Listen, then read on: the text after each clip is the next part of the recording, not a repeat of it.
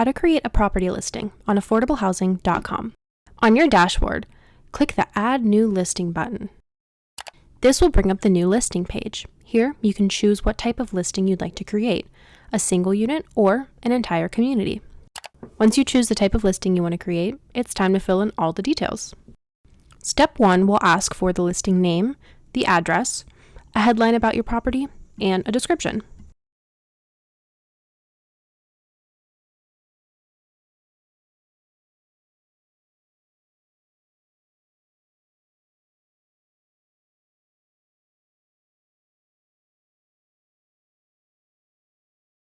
It will also ask you to select some answers for some generic questions, such as, are pets allowed?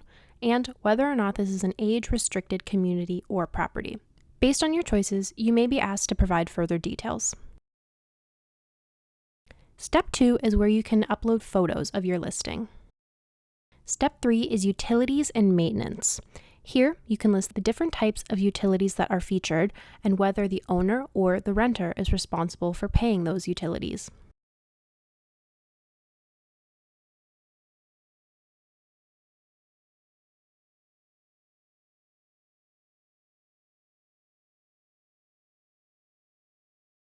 Step 4 is community features and amenities, where you're able to specify the different features and amenities that are offered within your property or community listing.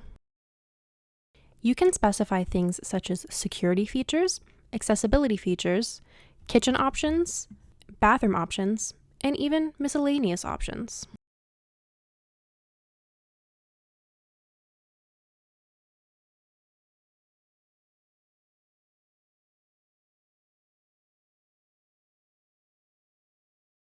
If you are listing a community property, Step 5 is where you will be able to provide details for the models and floor plans featured within your community property.